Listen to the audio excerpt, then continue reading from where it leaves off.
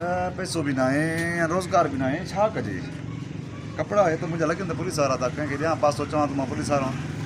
कढूं कम मिड़े कंहिंखां ख़र्चो पाणी पे छा कहा है अन दुकान आहे इनखे ॾिसां सेठ लगे तो को वॾो ज़मींदार आहे इनखे ॾिसां लकुण भी कोन्हे न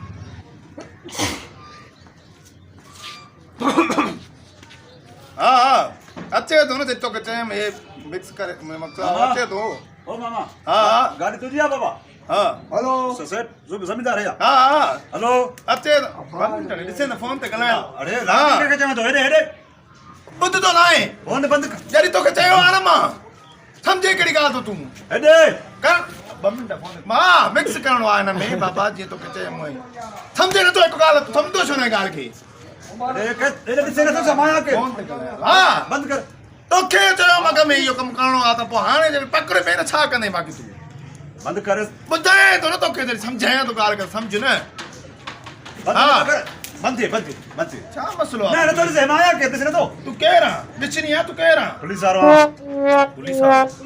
ये बस ये तो तो एची बुढ़ानी नहीं थी धक्का आती खबर पहुंच थी कानून सां तो करे मां मोबाइल ते ॻाल्हायां पियो तव्हां विच में ईअं बेहयाई करे अचो थो त कोई कंहिंसां ॻाल्हाए थो ना मोबाइल ते ॻाल्हाए एॾो ॿियो चीज़ ये कानूनी खबर नथी पवे हे ॾिसे नथो 20 लिखियल आहिनि माना तूं 400 मां 20 420 त माना मां पुलिस वारो आहे न मां 420 पकड़ींदो आहियां हे छा आहे लठ थी छा आहे हा न उहा जेका कानून जी बंदूक काथे आहे न मां सिविल ड्रेस में हूंदो आहे मूंखे वरी हेॾ नथो लकुण माना जेको आहे छा कारवाई करणो आहे त छा आहे कारवाई आहे मूंखे ख़बर पई आहे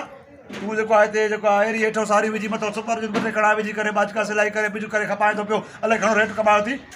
केरु भरदो तव्हांजो हिन में कहिड़ो कमु आहे कमु आहे न मुंहिंजो मां पुलिस वारो आहे न कानून आहे छो भला हथियार लेसन तव्हां आहे न हे छा आहे ड्रेस आहे न पुलिस वारी सिविल में हे त लुंडे मां वठी करे तव्हां पुलिस वारा लुंडे न पुलिस वारा मां रिटायर थियो आहे न ड्रेस खसे आहे न हाणे मूंखे जेको सिविल में कम जी ॻाल्हि करे कम जी ॻाल्हि आहे त बसि न कंदो हल तूं हा त कर न छा मसलो हाणे उहो अन छो थो करे ईअं हेरा पेरी चांहि पीने पट न कंदा कयो न सम्झी वियुमि माना न न सेठ ॿियो ख़ैर आहे न पट न कंदा कयो न जेको तव्हां मञणो त ॿुधाईंदा कयो त मले छॾियो हा असल में मां चयो थोरो परेशान ॻाल्हाए पिया न मूंखे असां कमु इहो आहे जेको वञी वञी मुन चांहि पी छॾ मुंहिंजे खाते मां ख़ुशि कंदी अलाह हा ए बाबा हलो हलो वरी ॾिसे था तो वञा थो मां वञा थो चांहि पैसा निकिता मिड़े मानी बि खाऊं